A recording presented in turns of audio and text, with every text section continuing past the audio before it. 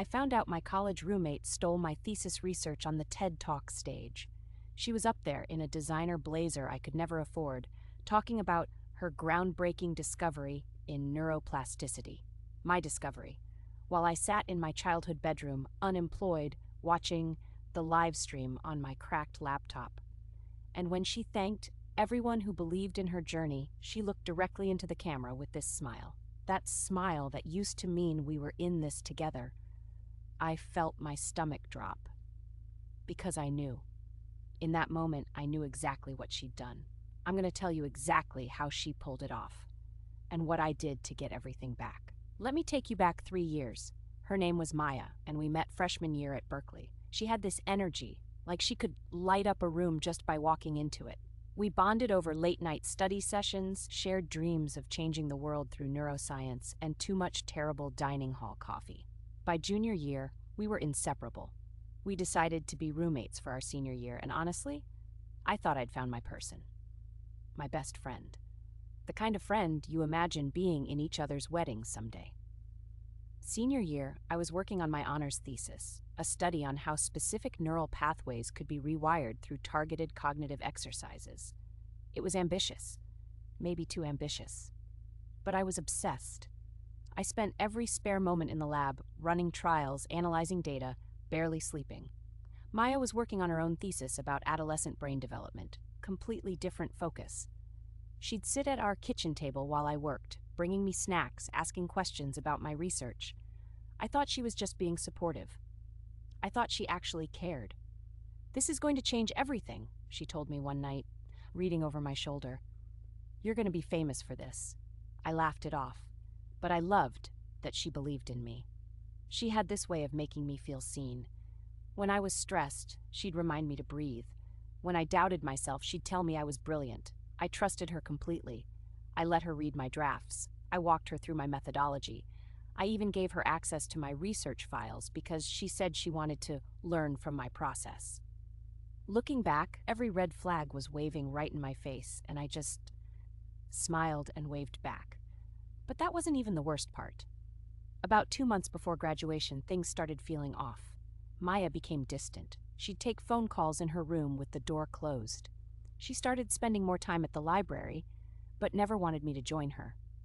When I asked if everything was okay, she'd snap at me, then apologize and blame stress. I told myself everyone gets weird during thesis season. I gave her space. Then, a week before our theses were due, my laptop died. Just completely bricked. I panicked because all my final revisions were on there, and my backup drive was corrupted. I was spiraling.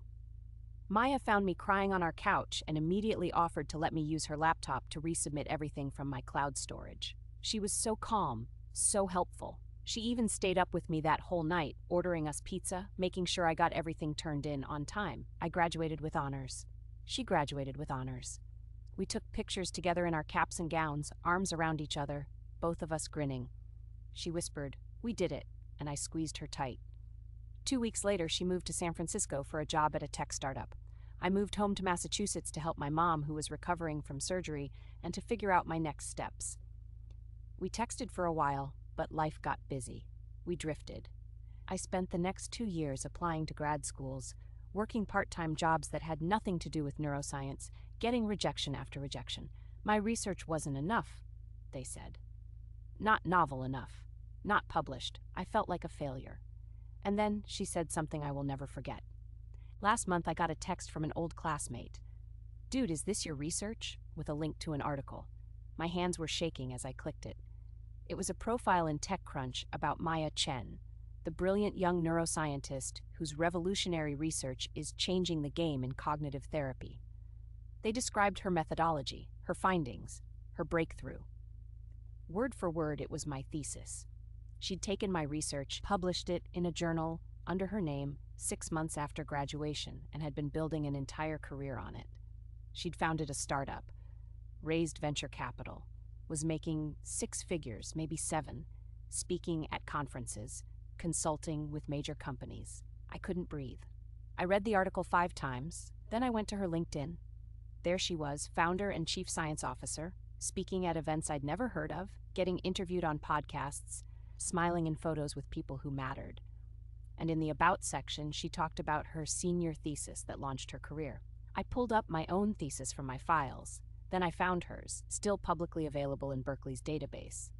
Our submission dates were a week apart, but when I compared them, my stomach turned. Large sections of her thesis were identical to mine. Not similar. Identical.